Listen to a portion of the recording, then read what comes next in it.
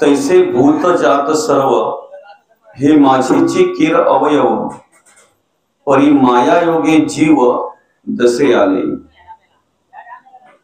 म्हणून माझेची मी नव्हती माझेची मज नोळखती अहम ममता भ्रांती विषयांत झाले। प्रस्तुत प्राप्त समयी आजच्या या प्रवचन रूपी सेवेकरिता घेतलेली मुवी ज्ञानेश्वरी या ग्रंथातील अध्याय क्रमांक 7 आणि 7व्या अध्यायातील ओवी क्रमांक 66-67 या ठिकाणी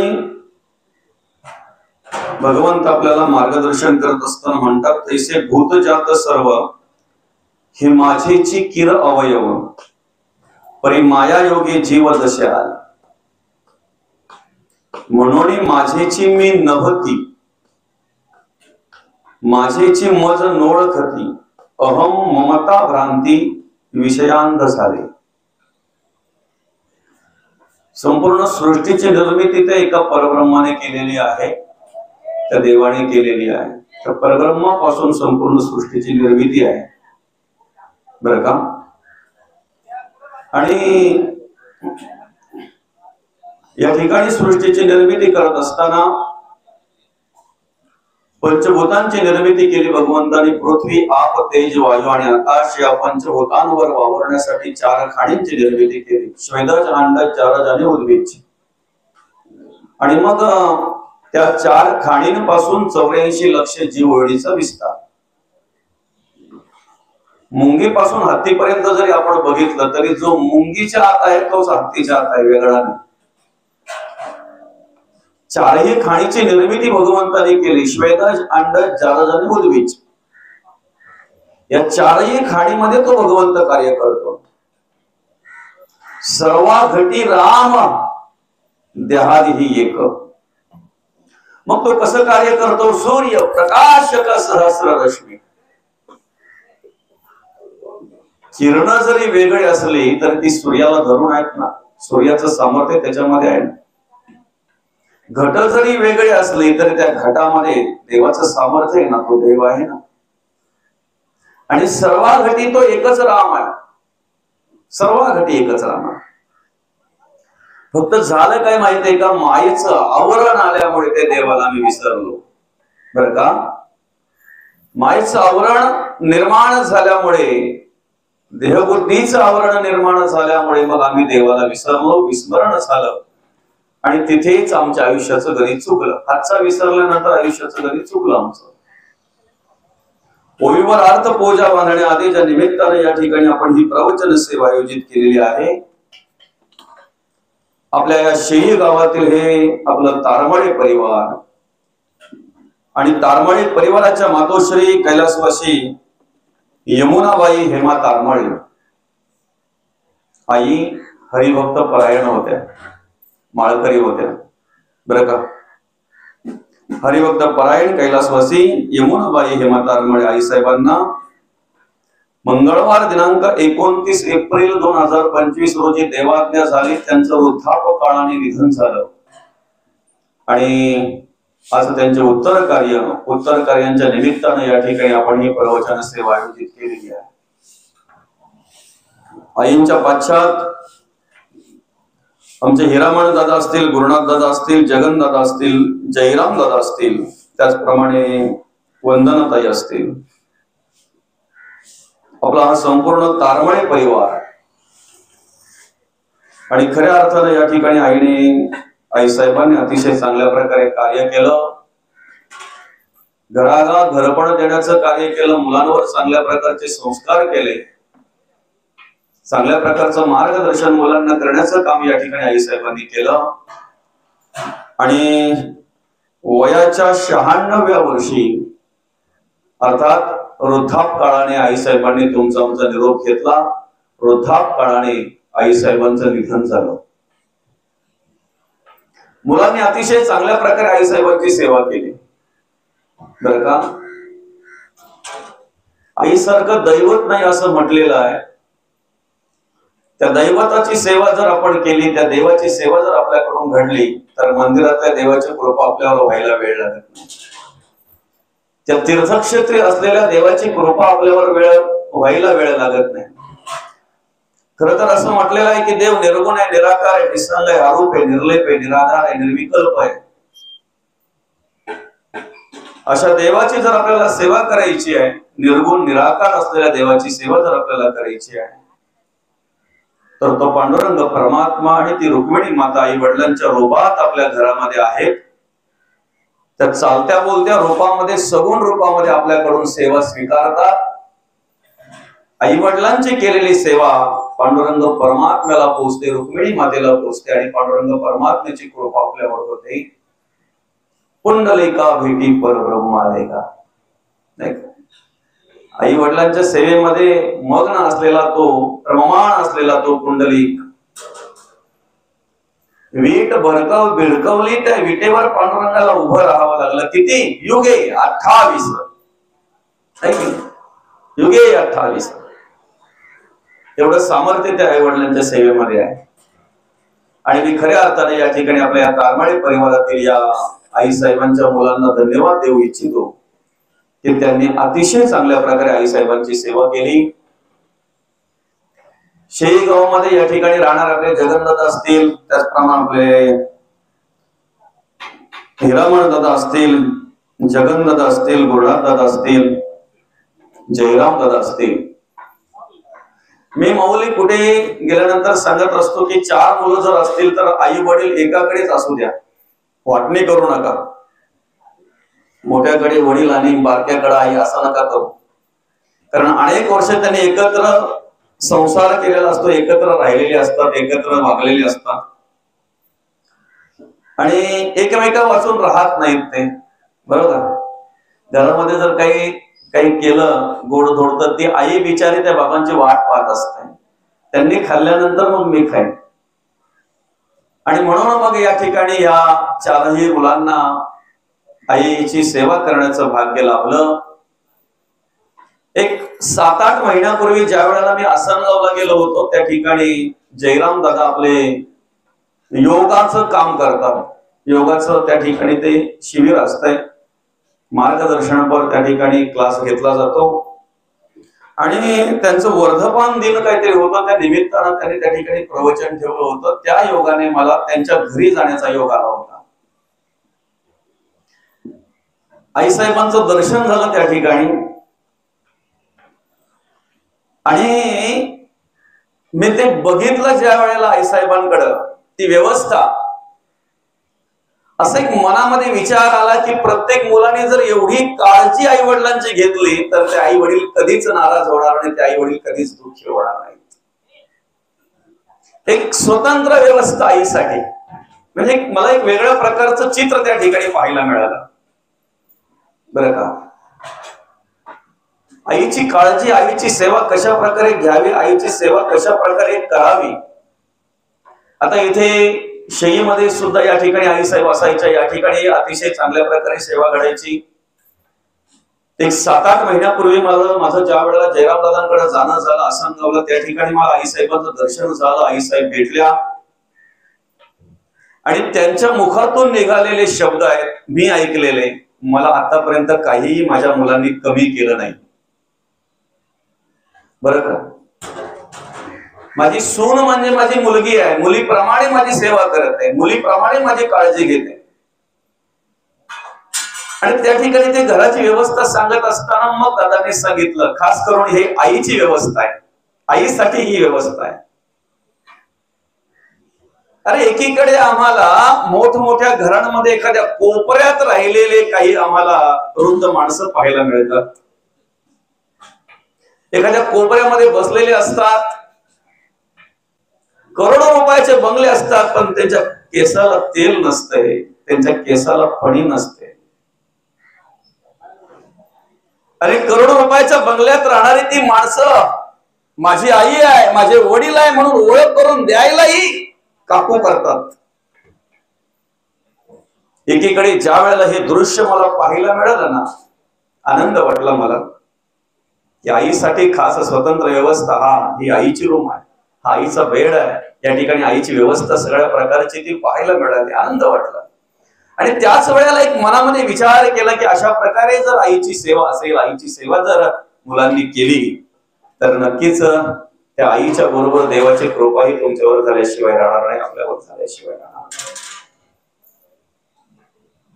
स्वतः त्या देवाच्या तोंडातून मुखातून पाहायला ऐकायला मिळतं की मला कुठल्याही प्रकारची कमतरता नाही. सुना माझ्या मुलीप्रमाणे सेवा करतायत. आतापर्यंत मला माझ्या मुलाने कसलीच कमी केली नाही, मुलांनी कसलीच कमी केली नाही, बरं का.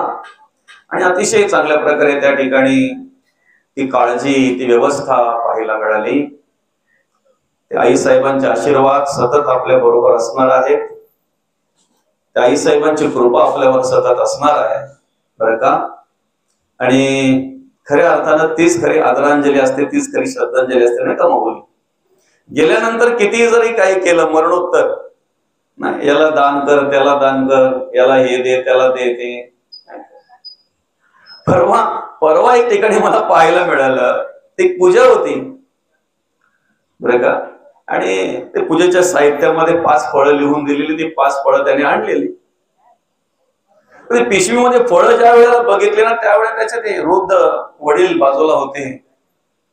एक मोठासा आंबा बघितल्याबरोबर त्यांना वाटलं असेल खावंस,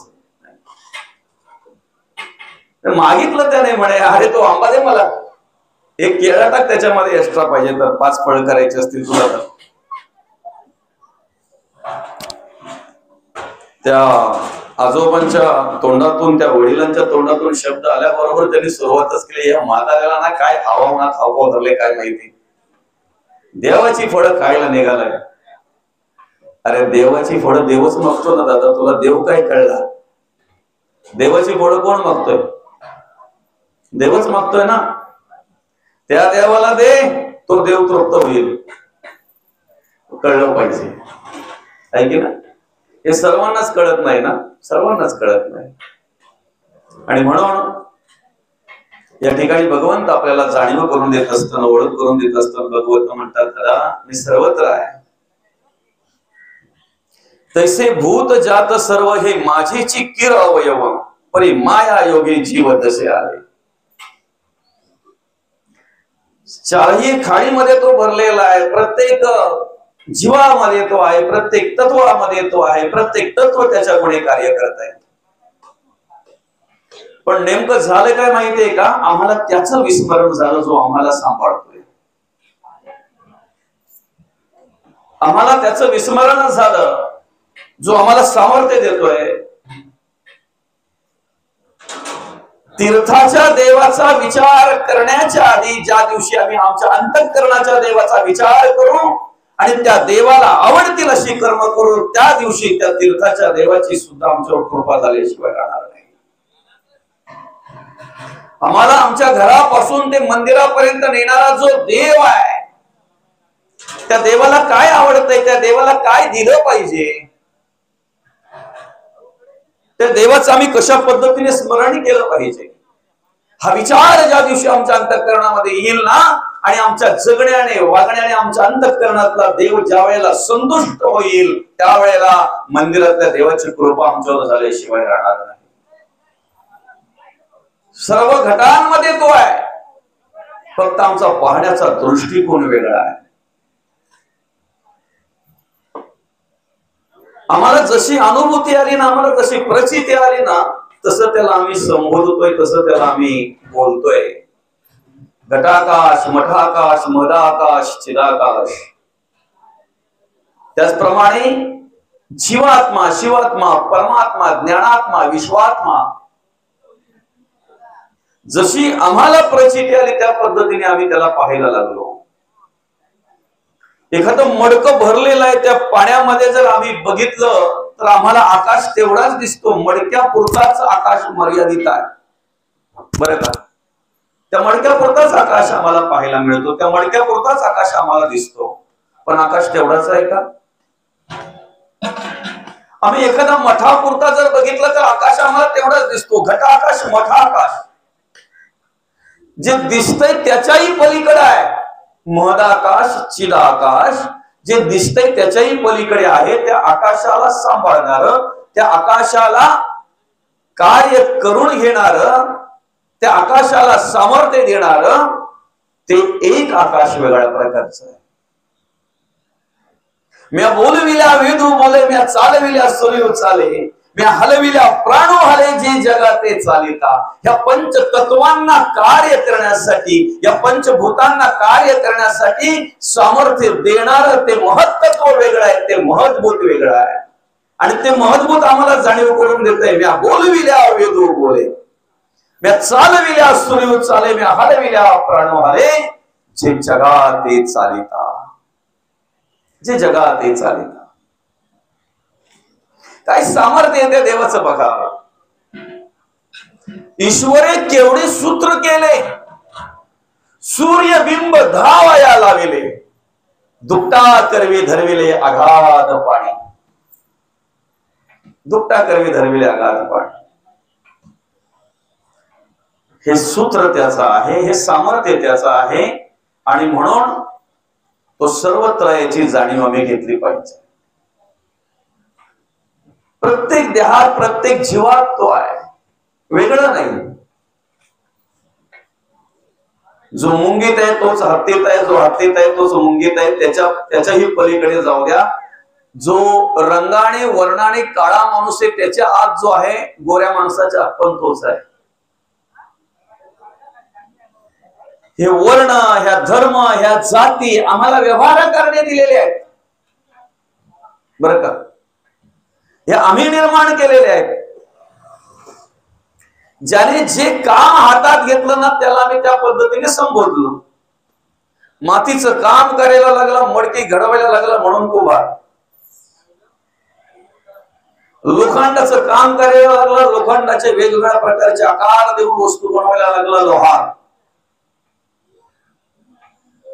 माणूस एकच असतो, पण गवंडी काम करत असेल, वीट काम करत असेल तर त्याला मी काय म्हणतो गवंडी. पण त्याने जर लगेच वरती आर्याचं काम करायला घेतलं काय ते, तर त्याला लगेच आम्ही काय म्हणतो सुतार बरं का.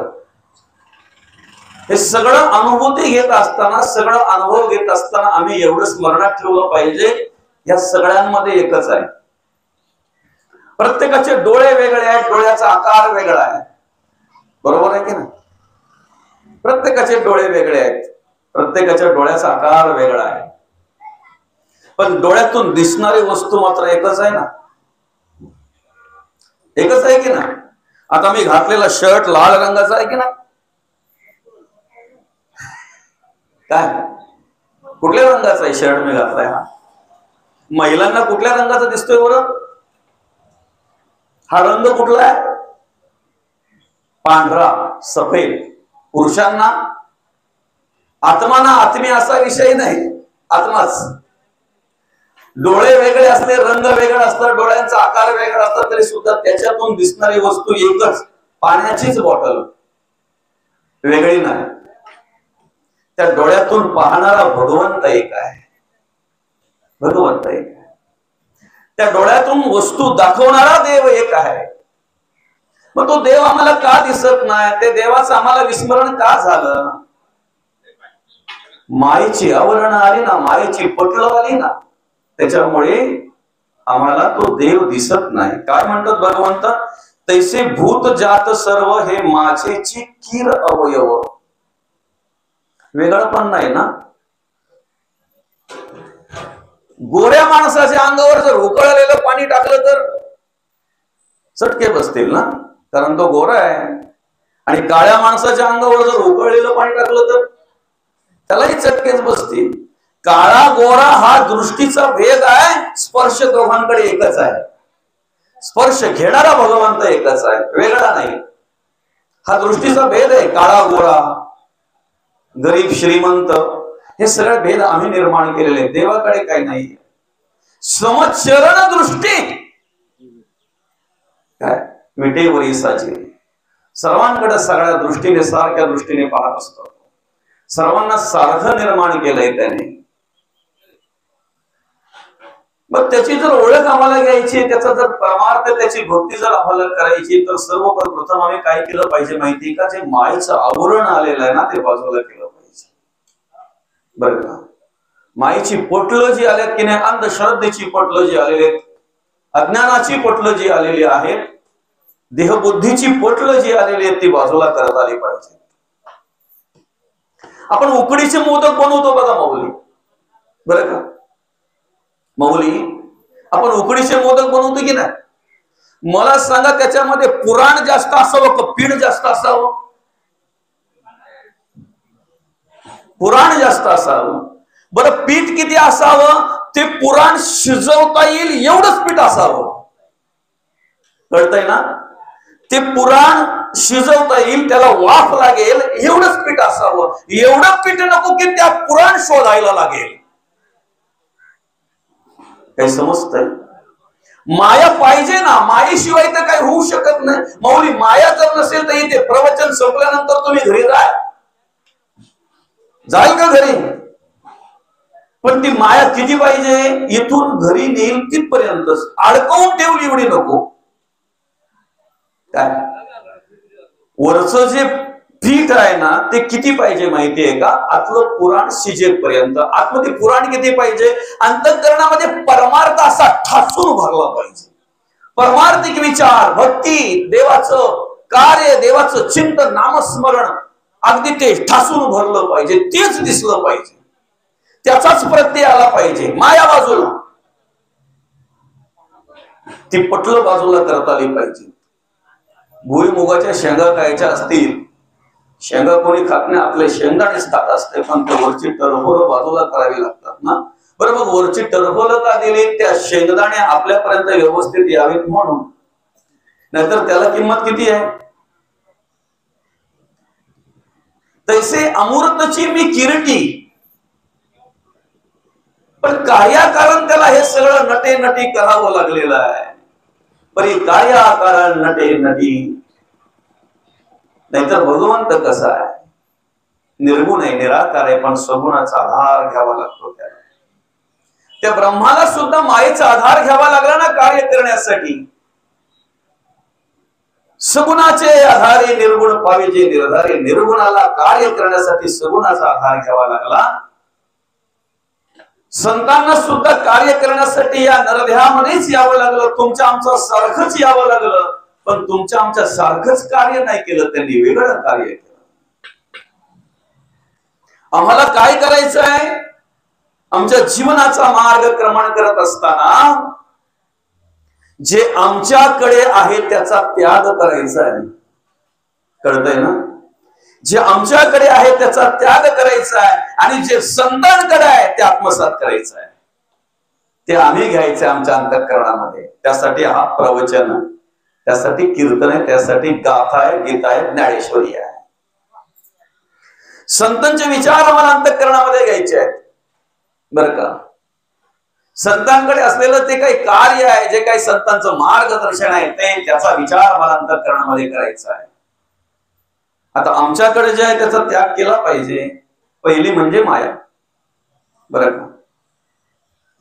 तुम्ही श्रीमंत आहात, गरीब आहात, तुम्ही सुशिक्षित आहात, अशिक्षित आहात, तुम्ही ज्ञानी आहात, अज्ञानी आहात, हे आपल्यापुरतं ठीक आहे. देवाकडे सगळे सारखे आहेत, संतांकडे सगळे सारखे आहेत, बरं का? मग त्या देवाला कोण आवडतोय? जो सर्वांना आवडतो तो देवाला आवडतो, बरं का? त्याच्या पलीकडे सांगू का? जो सर्वांना आवडतो ना, आवडतो ना, जो सर्वांना आवडतो ना, तो देवाला आवडतो. आता सर्व कोण? ते पुढे सांगितले. म्हणून माझेची मी नव्हती, माझेची मज ओळखती, अहम ममता भ्रांती विषयांध झाले. आवडतो. आपले घोडे जर आवरायचे असतील ना, तर सारथी श्रीकृष्णच पाहिजे. ते कोणी पण नाही जमणार तिथे. चालेल कोणी पण माऊली? घोडे जर आवरायचे ना, आपल्या मनाला जर आवर घालायचे आहे ना, जो मनाला आवडतो ना तो देवाला आवडतो. जो मनाला असा मोकळा सोडतो तो देवाला आवडेल का? मनोमार्गे गेला तो तेथेची मोकला, हरी पाठी स्थिरावला तोची धान्य. मनाच्या मार्गाने जो चालतो तो कधीच यशस्वी होत नाही परमार्थामध्ये. जो मनाला आवर घालतो ना तो परमार्थामध्ये यशस्वी होत असतो, तो परमार्थामध्ये अतिशय चांगल्या प्रकारे कार्य करत असतो. आणि म्हणून मग काय करायचं आहे, अंतःकरणामध्ये परमार्थी विचार, देवाचं ते संतांचं ते मार्गदर्शन आम्हाला करायचं आहे. आता परवा एका ठिकाणी असं एका रस्त्यातून चाललो होतो, रस्त्याच्या बाजूलाच असलेला तो आंबा, आता सीझन आहे ना आंब्याचा, नाही माऊली पार लागलेला आहे बाबा, खाली नुसता असा खतारा झालेला आहे आंब्यांचा, नुसते आंबे ना आंबे, वरती पण एवढे आंबे का, पानं कमी. मी विचार करायला लागलो, आतमध्ये शेता बांधावर असलेले लोक आंब ठेवत नाहीत, रातो रात गायब करतात. हा तर रोडच्या बाजूला एवढा सडा, पडलेले सडाच्या सडा आहे आंब्याचा, खाली वरती पानं कमी, तेवढे आंबे आहेत. का कोणी नेत नाही, का कोणी खात नाही? बाजूलाच असलेल्या माणसाला विचारलं, दादा हा आंबा तुमचा आहे का? म्हणे कोणाचाच नाही, रोडच्या बाजूला आहे.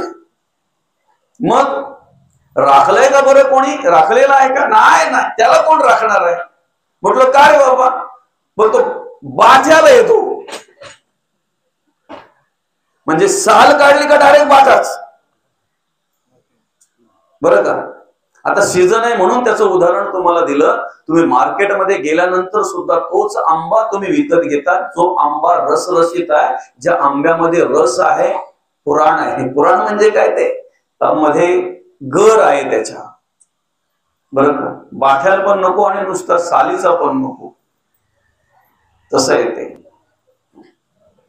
नुसतं मायेने जर वेष्टन केलेला असेल, आतमध्ये कुठल्याही प्रकारचा जर त्याच्या रस नसेल, बरं का, सर्वांना आवडायचा लांब गेला. जो सर्वांना आवडत नाही तो देवाला आवडत नाही. आणि अंतःकरण जर तुमचं रसरशीत करायचं आहे, त्या पद्धतीने जर तो गाभा भरायचा आहे, अंतःकरण जर आम्हाला चांगल्या विचाराने जर भरायचं आहे, तर त्यासाठी सर्वप्रथम आमच्याकडे असलेली देहबुद्धी आम्ही बाजूला केली पाहिजे, ती माया बाजूला केली पाहिजे. आणि म्हणून तर जगद्गुरु तुकोबा म्हणतात, नको नको मना गुंतू माया चाली. कारण ते मायेचं जाळ कसं आहे माहितीये का? एकदा त्या मायेच्या जाळामध्ये अडकला ना बाबा, की त्या माणसाला काही स्मरण राहत नाही, काही भान राहत नाही, मी काय करतोय ते, बरं का. काळाच्या तावडीत सापडलेला माणूस आहे, काळाच्या तावडीत, पण तरी सुद्धा तो लोभ सोडत नाही, तरी सुद्धा तो काम सोडत नाही, तरी सुद्धा तो क्रोध सोडत नाही, ते विषय तो सोडत नाही. विषयांध झाले असं म्हटलेलं आहे, विषयांध झाले, बरं का. त्याचं उदाहरण देत असताना नाथ महाराज म्हणतात,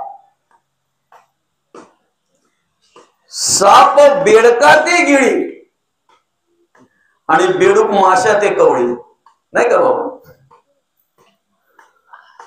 आता एखादा बेडूक सापाच्या तोंडात आहे, अर्धा सापाच्या तोंडात आहे आणि अर्धा बाहेर आहे, बरं का.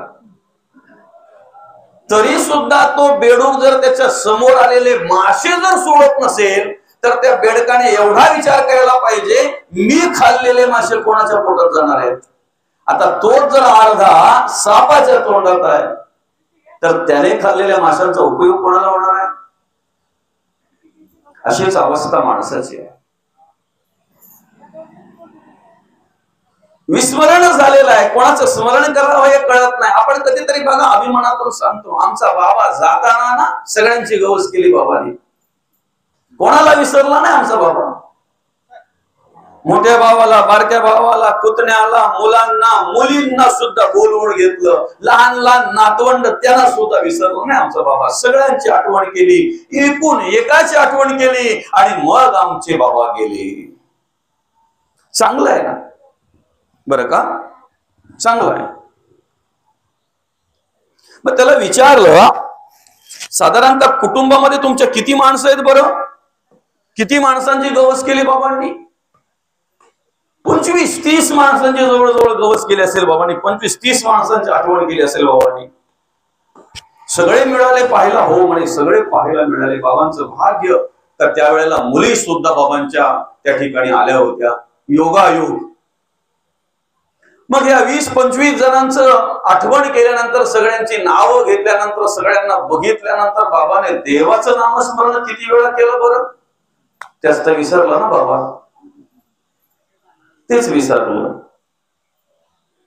बरं का, आध्यात्मिक दृष्टीने जर पाहायला गेलं तर सगळ्यांना विसरला असता तरी चालला असता, नवे नवे विसरायचंच होतं. काय, सगळ्यांना विसरला असता तरी चालला असता, नवे नवे सगळ्यांना विसरायचंच होतं. एक फक्त त्या देवाचं स्मरण करायचं होतं, फक्त त्या देवाची आठवण करायची होती, त्या देवाचं नामचिंतन करायचं होतं, त्या देवाचं नामस्मरण करायचं. आमचा हा आत्ताच कशासाठी चालू आहे बरं? आज आम्ही जी साधना करतोय, जे नामस्मरण करतोय, बरं का, जी उपासना करतोय, जी देवपूजा करतोय, हा आत्ताच आमचा कशासाठी चालू आहे? आमच्या इंद्रियांना जर आज ते आम्ही वळण लावून दिलं ना, तर शेवटच्या वेळेला आम्हाला सांगायला लागणार नाही बाबा राम बोला म्हणून, बाबा देवाचं नामस्मरण करा म्हणून सांगावं लागेल. कुठल्याही प्रकारची वासना आम्हाला स्पर्श करणार नाही, कुठल्याही प्रकारचं वाईट विचार आम्हाला स्पर्श करणार नाही, तो लोभ स्पर्श करणार नाही, क्रोध स्पर्श करणार नाही, काम स्पर्श करणार नाही, जर आमच्या मुखामध्ये अखंड नामस्मरण असेल तर. कलियुगी उद्धार हरीच्या नामे.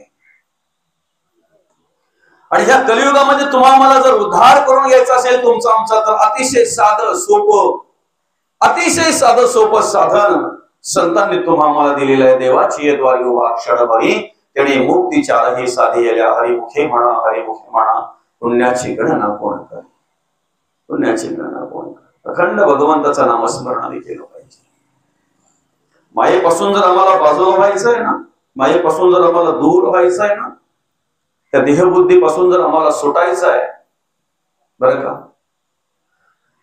आता देहबुद्धीच्या अधीन झाल्यानंतर माणसाचं काय होतंय माहितीये का? असं मांडलेलं आहे, देहबुद्धी उपाधी ते वाढविते, उपाधी देहबुद्धी ते वाढविते. म्हणून तर तुकोबा म्हणतात, ब्रह्मादिक पदे दुःखाची शिराणी, तेथे माझे चित्त जडू दिसे.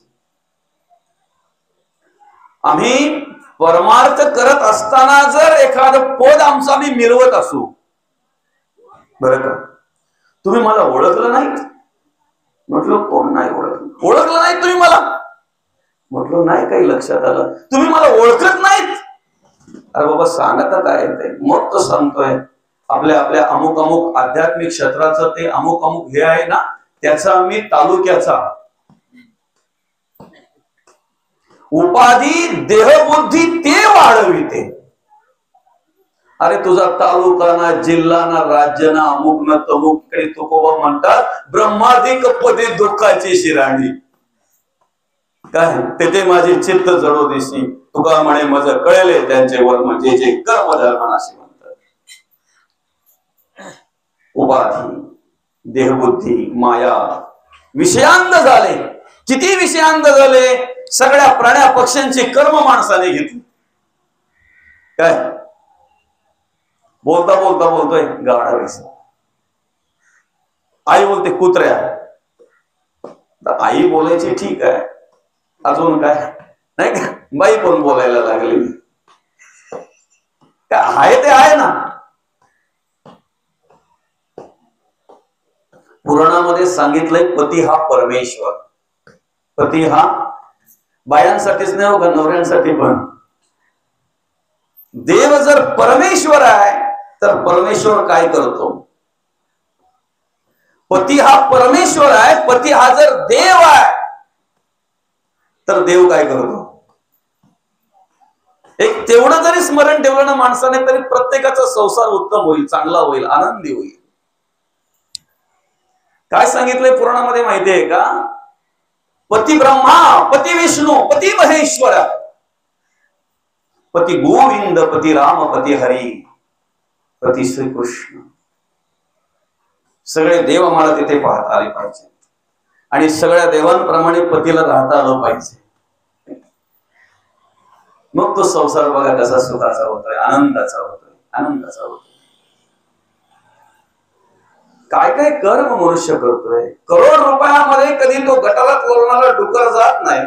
गेलाय कधी लोळायला? पण करोड रुपयाच्या बंगल्यात राहणारा मात्र गटारात येऊन लोळतो गटारीला, तर ते बसला. करोड रुपयाचा बंगल्यात राहणारा तिथे लोळताना आम्हाला पाहायला मिळतो, गटाराच्या बाजूला कुठेतरी पडलेला पाहायला मिळतो. माणसाचे कर्म. एका मालकाने घराची राखण करायची म्हणून कुत्रा पाळला, शेतकरी होता नाही का, आणि त्याने शेताचं काम करायचं म्हणून एक गाढव पाळलं बरं का. आता झालं काय माहितीये का, कुत्र्याला सगळं मस्त की जागेवर बसून खायला मिळायचं. बरं काम काय काय नाही, मस्त की बसायचं नाही काय, घराची राखण करायची, कोणी अनोळखी आला का जरा आवाज काढायचा, बाकी काम काय त्याला. गाढवाला मात्र राब राब राबवायचं नाही, आणि त्याची खायची वेळ झाली का फक्त त्याची कानी सोडायची ना, द्यायचं सोडून, जा तुझा तू चरून ये, पुढे काय मिळेल ते खा. नाहीये कलियुग आहे ना, कलियुगामध्ये असंच नाही, प्रामाणिकपणे काम करणाऱ्याला राबवलं जातंय आणि जा तुझं तू चरून ये. आणि हे काही करत नाही हो, कोणी आला का नुसतं फक्त आवाज काढायचा, भोंकायचा, काय काय मालक खात नाही ते त्याला, कुत्र्याला मालक खात नाही ते कुत्र्याला. आता झालं काय माहितीये का, 2-4 दिवस जरा काही घरी कार्यक्रम होता, त्यामुळे जरा कुत्र्याची आवड झाली खाय प्यायची, थोडंफार शिळं खायला मिळालं, एक दिवस जरा त्याचं थोडस कमी खायला मिळालं, रागवला ना कुत्रा, रागवला तो. काय हाय साला आपले आवड चालले खायचे, आपल्यावर लक्ष नाही मालकायचं, 2-4 दिवस झालं हे काही शिळं पाक खायला घालतंय. गाढवाला कळलं ते कुत्रा थोडं नाराज आहे, आणि नेमकं झालं काय, त्याच वेळेला रात्रीच्या वेळी मध्यरात्रीची वेळ होती आणि काही चोर लोक त्या घराच्या दिशेने येत होती. गाढवाने बघितलं हे चोर आपल्या मालकाच्या घराच्या दिशेने येत आहेत, चोरी करण्याच्या हेतून येत आहेत बरं का. गाढव सांगते कुत्र्याला, दादा ओरड रे जरा, भूक ना दादा, आपल्या मालकाला जागा कर. 2-4 दिवस कार्यक्रमामध्ये व्यस्त असलेला मालक आज सुस्त झोपलाय नाही, 2-4 दिवसाचं जागरण आहे त्या मालकाचं, आज सुस्त झोपलेलं त्याला जाग करणं आपलं कर्तव्य आहे. कुत्रा बोलतो नाही जमणार दादा, कसं जमेल, ते 2-4 दिवस शिलो पाक खायला घातलंय मला, माझ्याकडे दुर्लक्ष केलं, मला सांगतो ओरड म्हणून जमणार नाही अजिबात. अरे दादा चोर घराच्या जवळ आले ओरड नाही ना, घरात जवळ आले ओरड नाही. शेवटी गाढवाने ओरडायला सुरुवात केली, मालकाला तर जागा केलं पाहिजे. गाढवाने ओरडायला सुरुवात केल्याबरोबर जसं तो आवाज मालकाच्या कानापर्यंत गेला, आणि मग मालक विचार करतोय, 2-3 दिवसाचं जागरण मस्त सुस्त झोपलो होतो, ह्या वेळेला ह्या गाढवाला ओरडायला काय झालं बरं. उतरतानाच मोठी काळी घेऊन खाली उतरला. त्या गाढवाच्या ओरडण्यामुळे चोर तर पळून गेले, मालकाला माहिती नाही गाढव का ओरडला तो, पण 2-4 पटके त्या गाढवाच्या पाठीमध्ये आणले, आणि मग कुत्रा बोलतोय त्याला, करशील माझं काम, काय बोलतो, माझं काम करशील. नुसतं एका कुत्र्याचं काम गाढवाने केलं तर गाढवाला रट्टे पडले. माणूस कोणाचं काम करतोय बरं. एक नुसतं कुत्र्याचं काम केलं गाढवाने तर एवढे रट्टे पडले. ऐकताय ना, आपला विषय असा होता, विषयांध झाला मनुष्य, आणि विषयांध झाल्यानंतर तो कोणाकोणाची कर्म करतोय बघा, कोणाकोणाची कर्म करतोय, कशा कशा पद्धतीने वागतोय, कशा कशा पद्धतीने जगतोय. परमार्थ हा तुमच्या वागण्या जगण्यावर अवलंबून आहे. तुम्ही किती ज्ञानी आहेत याला महत्व नाही, तुमच्याकडे किती पांडित्य याला महत्व नाही, तुमचा किती अभ्यास आहे याला महत्व नाही. तो अभ्यास असून तुम्ही कसे वागताय जगताय याला महत्व आहे. खऱ्या अर्थाने वागण्या जगण्यापासूनच भक्तीला सुरुवात होते, परमार्थाला सुरुवात होते. आमचं वागणं जगणं म्हणजे भक्ती आहे, परमार्थ आहे. आमचं वागणं जगणं म्हणजेच धर्म आहे. गीता, आता एवढं कशाला सगळं लांब जाऊ द्या. पहिल्या अध्यायापासून तर 18व्या अध्यायापर्यंत जरी आम्ही अभ्यास केला तरी भगवंताला मार्गदर्शन तेव्हाच करावं लागलं जेव्हा अर्जुन मायेच्या अधीन झाला, ममत्व निर्माण झाला अर्जुनाकडे, आपलं कर्तव्य विसरला, आणि मग त्याच्या कर्तव्याची जाणीव त्याला करून देण्यासाठी भगवंताला गीता ऐकवावी लागली. एक एक एक एक एक एक एक एक ते मार्गदर्शन करावं लागलं. सुरुवातीलाच काय 18 अध्याय तयार नाही झाले काही. अर्जुनाच्या केलेल्या प्रत्येक प्रश्नाचं उत्तर म्हणजे एक एक अध्याय आहे. अर्जुनाने केलेल्या एक एक प्रश्नाचं उत्तर एक एक अध्याय आहे. हे माझे आहेत म्हणे सगळे, यालाच तर माया म्हणतात ना. नाही कुणाची कोणी तुझे नव्हे रे, कोणी अंतीच असेल एकला रे प्राण्या माझे माझे म्हणून. बंधू कुणाची बहीण कुणाची, कोण कुणाचे सगळे सोयरे, मेल्या पाठी सर्वच राहील तुटतील धागे तोय. प्रेम ओसंडून वाहत होतं भावा बहिणींचं, पण काय ती समृद्धी आली काय माहिती. आणि रक्षाबंधन बंद झाले नाही मामा, काय बाबा रक्षाबंधन बंद झाले, भाऊबीजा बंद झाल्या, नाहीतर ओसंडून वाहत होतं प्रेम आमचं भाऊ बहिणीचं. काय आलं बरं मध्ये आडवं, माया नाही. म्हणून कोण कोणाचे पिता जगे या माता, ही कवणाची कन्या पुत्र ही नसते आपले भार्या तर परक्याकडची. बंधू भगिनी सगळे स्वैरे आप इष्ट संपत्तीची, नसे कोणी या जगे आपले धर्माची. धर्माची कास धरली पाहिजे. आणि मग त्याला सांगितलं रे दादा, हे तुला दिसतायत ना, हे कर्माने आधीच मेलेले आहेत.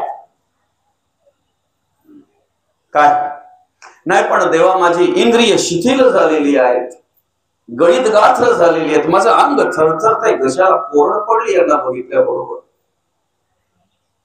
माझी इंद्रियच म्हणतात हे काम आपण करू नये. त्यावेळेला भगवंताने मार्गदर्शन केलं. इंद्रिय जे जे म्हणते त्याची जे पुरुष करते ते करण्याची न करते विशेषंतु अवशंतु.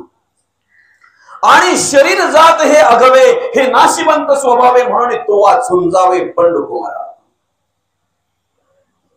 ते मार्गदर्शन करावं लागलं. अर्जुन म्हणतो देवा यांना मारून ना मी त्यांचं राज्य घेण्यापेक्षा भीक मागून खाल्लेलं बरं, ही भाषा आहे अर्जुनाची गीतेतली. संन्यास घेतो ना म्हणून तो संन्यास योग मांडावा लागला. एक एक एक एक योग का मांडावा लागला, का ते मार्गदर्शन करावं लागलं. साधू संन्यासी कोणाला म्हणतात, मी माझे ऐसी आठवण विसरले, जयाचे अंतःकरण पारता तोची संन्यासी जाण, तोची साधू जाण निश्चयसी निरंतर. गीता कार्याकारण जरी अर्जुनाला ऐकवले असते तरी हेतू एकच आहे, जगाच्या कल्याण संतांच्या विभूती. जगाच्या कल्याण व्हावा या उद्देशाने, जगाचा कल्याण व्हावा या उद्देशाने ही गीता भगवंताने मांडलेली आहे, सांगितलेली आहे. आणि आम्ही किती भाग्यवान आहोत. काय म्हणतात भगवंताने, अर्जुना हा योग मी सहसा कोणाला सांगितलेला नाही, आई वडिलांचा सुद्धा उल्लेख केलेला आहे. त्यांनाही नाही. पूर्वी सूर्याला सांगितलं, सूर्याने मनुला सांगितलं, म्हणून इक्षुकाला सांगितलं, आणि तोच योग मी तुला आज सांगतोय का तू माझा परम भक्त आहेस म्हणून. वासरासाठीच गाय दूध देत असते, पण त्या दुधाचा उपयोग आम्हालाही होतो ना. वासरू असतानाच गाय दूध देते ना, बिना वासराची गाय दूध देईल. ज्या अर्थी गायीला दूध आहे त्या अर्थी वासरू आहे, ज्या अर्थी वासरू आहे त्या अर्थी दूध आहे. म्हणजे ते दूध गायीने वासरासाठी निर्माण केलेलं आहे, पण वासरासाठी जरी निर्माण केलं असेल तरी त्याचा उपयोग आम्हाला होतो. अर्जुनासाठी जरी गीता मांडली असेल, मार्गदर्शन केलं असेल, तरी आज प्रत्येक जगातील प्रत्येक माणसाला त्या मार्गदर्शनाची गरज आहे. का? मायाधीन झालेला आहे, हतबल झालेला आहे, काय करावं असं कळत नाही. आपल्या कर्तव्याची जाणीव ठेवून जर आम्हाला आमच्या जीवनाचा मार्गक्रमण करायचा असेल, आमच्या जीवनाचा प्रवास जर आम्हाला करायचा असेल, आमच्या आयुष्याचा मार्गक्रमण जर आम्हाला करायचं असेल, तर प्रत्येकाला आज ह्या ज्ञानेश्वरीची गरज आहे. किती सामर्थ्य आहे त्या ज्ञानेश्वरीमध्ये मग सांगितलेलं आहे. ग्रंथ श्रेष्ठ ज्ञानदेवी एक तरी ओवी अनुभवावी, एक तरी ओवी अनुभवावी. एक ओवीचा जरी आम्ही अभ्यास केला, एक एक ओवीचा जरी आम्ही अभ्यास केला ना, आणि त्याप्रमाणे जगण्या वागण्याचा प्रयत्न केला, तरी आमच्या आयुष्याचा उद्धार झाल्याशिवाय राहणार नाही. खोटा काहीच नाही, फक्त घ्या. खोटा काहीच नाही, फक्त घ्या. आता पुढे जाऊ आपण. काय म्हणतात भगवंत, तैसे भूत जात सर्व हे माझेचे किरावयो परी माया योगी जीव दशे आहे. आता चारही खाणीमध्ये जर भगवंत आहे, श्वेदज, अंडज, जरज आणि उद्भिज, तर या ठिकाणी भगवंताने आम्हाला काही नियम लावून दिलेले आहेत बरं का, काही मार्गदर्शन केलेलं आहे. या ठिकाणी कार्य करत असताना मनुष्य त्रिगुणात्मक कार्य करतो. रजगुण, तमगुण आणि सत्वगुण. रजगुण, तमगुण आणि सत्वगुण. तुम्ही कुठल्याही पुराणाचा अभ्यास करा, शास्त्राचा अभ्यास करा, कुठल्याही ग्रंथाचा नाही, कुठल्या संतांच्या वाङ्मयाचा अभ्यास करा, प्रत्येक ठिकाणी एकच सांगितलंय, तमोगुणी अधोगती. तमोगुणी उद्धार सांगितलाय? तमोगुणी उद्धार सांगितलंय? नाही. तमोगुणी अधोगती, रजोगुणी पुनरावृत्ती. तुम्हाला जर परमार्थ करायचा असेल, भक्ती करायची असेल, आपल्या जीवनाचा उद्धार जर करून घ्यायचा असेल, तर सत्वगुणी भगवत भक्ती सांगितलेली. सत्वगुणेच भगवत भक्ती, बाकी नाही. आता आम्ही आमच्या पलवाटा शोधतो बरं का. आम्हाला कोणीतरी मोठं बोलावं, आम्हाला कोणीतरी चांगलं बोलावं, परमार्थिक समजावं, परमार्थिक म्हणावं, म्हणून त्या गोष्टी वेगळ्या आहेत. पण सत्वगुणे भगवत भक्ती, याच्या व्यतिरिक्त कोणाचा अभ्यास असेल तर सांगा. तर सत्वगुण सोडून भगवत भक्ती करू शकतो. मग शास्त्र पुराण संतांनी जे मांडले ते काय चुकीचं आहे? ह्या गीतेमध्ये मांडलेलं आहे. ह्या गीतेमध्ये रजोगुणे पुनरावृत्ती, तमोगुणे अधोगती, सत्वगुणे भगवत भक्ती पावती परायण. तमोगुणाने तमोगुण धरून जर मनुष्य उभा राहिला आणि तमोगुणाच्या अधीन जर मनुष्य झाला तर त्याचं नाव पण शिल्लक राहत नाही. मना सांगपा रावणा काय झाले अकस्मात ते राज्य सर्वे बुडाले, म्हणून कुडी वासना सांडिवे की बळे लागला काळ हा पाठीला. काय कमी होतं त्याच्याकडं? सगळं काही होतं, सगळं काही होतं, पण हेच नव्हतं जे आज तुम्ही आम्ही अनुभवतोय ते. स्वर्गीचे अमर इच्छित ते देवा, मृत्यू लोकी व्हावा जन्म व्हावा, तिथे सगळं काय आहे. पण आता जे आपण घेतोय ते नाही. तिथे अमृताची कुंड आहेत, तिथे कल्पतरूची बणे अपार आहेत, तिथे चिंतामणीच्या खाणी आहेत, तिथे कामधेनूची खिल्लार आहेत, सगळं काय आहे तिथे. पण तरी सुद्धा ते म्हणतात मृत्यू लोकी व्हावा जन्म आम्हा का. शी गावामध्ये आज उत्तरकार्यांच्या निमित्तानं जे प्रवचन श्रवण करायला मिळतं हे आम्हाला तिथे नाही आहे. जीवनाचा मार्ग, जीवनाचा उद्धार करण्याचा मार्ग तिथे नाही आहे. स्वर्ग म्हणजे काय माहितीये का? एखाद्याच्या खिशात 5-25 हजार असलं की तो डान्स बार मध्ये जातो, तिथं सगळ्या प्रकारचा अनुभव घेतो, सगळ्या प्रकारचं नाच गाणं खाणं पिणं सगळं होतंय. एकदा खिसा संपला का परत ते स्वर्ग आहे. जोपर्यंत तुमच्या गाठीला पुण्य आहे तोपर्यंत तो त्याचा अनुभव तुम्ही, त्याचा उपभोग तुम्ही घेऊ शकता. एकदा पुण्य संपलं की परत जिथं आहे तिथेच. मग तिकटाला जर घरी यायला पैसे नसतील ना तर बाहेर रोडवर झोपायला लागते, अखेर रात काढायला लागते. देणार नाही ते तुम्हाला, ते बोलणार नाही की बाबा अरे एवढे उधळले तू, तुला तिकटाला पैसे नाही का, मग हे घे, जमणार नाही. झोप इथेच, कर्माची फळं भोगतोय हो. ज्यांच्यासाठी उधळले तेच बोलतात कर्माची फळं भोगतोय ना हो. तसं स्वर्ग आहे. म्हणून संत म्हणतात ते आम्हाला नको आहे, नको आम्हाला, ते बाजूला केलंय, ते बाजूला केलंय. आणि आज परिस्थिती तीच आम्हाला पाहायला मिळते ना मार्केटमध्ये. मनुष्य कशाला भुकेलेला आहे? कशाला भुकेलेला आहे? तमोगुणे अधोगती, रजोगुणे पुनरावृत्ती. रजोगुण म्हणजे माहितीये का? फक्त चमकून दिसतो, मिरवायचा परमार्थ करतोय, मुरवायचा नाही. परमार्थ मुरवायचा आहे, मिरवायचा नाही. आम्ही लोणच्याचे आंबे घरी आणले, आंब्याच्या कापा केल्या, त्या मस्त एका बरण्यामध्ये भरल्या, त्याच्यामध्ये मसाला वगैरे तेल वगैरे टाकून ते ठेवलं. आणि ज्या दिवशी ठेवलं त्याच दिवशी पोरं लोणचं मागायला लागले. द्याल का तुम्ही? काय आपलं उत्तर असतंय दादा? अरे काही दिवस ते मुरवायला लागणार आहे, मुरलं की मग त्याला चव येणार आहे. परमार्थही तसाच आहे, मुरलं की मग चव येते, मिरवलं की नाही, मिरवलं की नाही, मुरलं की मग चव येते, नाही का? आणि म्हणून मुरवायचं आहे आपल्याला. अंतःकरणामध्ये तो परमार्थ, ती भक्ती मनामध्ये निर्माण करायची. देहामध्ये निर्माण करण्यापेक्षा देहाकडे निर्माण करणं सोपं उदाहरण आहे. वेश वरी केला, आतमध्ये रोग भरलेत ना, मलमपट्टी वरून चालेल का? वाईट गुण कुठे आहेत माणसाच्या? हात तुमचे कार्य करतात जेव्हा मनामध्ये येते तेव्हा, डोळे तुमचे कार्य करतात जेव्हा मनामध्ये येते तेव्हा. इंद्रिय मनाधीन आहेत म्हणून मन इंद्रियांचा राजा. पाय आमचे तेव्हाच जातात जेव्हा आमच्या मनात येतंय तेव्हा. मन बोलतंय चला प्रवचन श्रवणाला जायचंय, मन बोलतंय चला मंदिरामध्ये जायचंय, मन बोलतंय चला अमुक ठिकाणी कीर्तन श्रवणाला जायचंय. मनाकडे आल्यानंतर मग इंद्रिय कार्य करतात. आम्हाला इंद्रिय कार्य करताना दिसतात पण मन दिसत नाही ना. म्हणून तर माणसं ओळखण्यामध्ये गलबलत होते आमची. त्याला कारण काय? माणसं दिसतात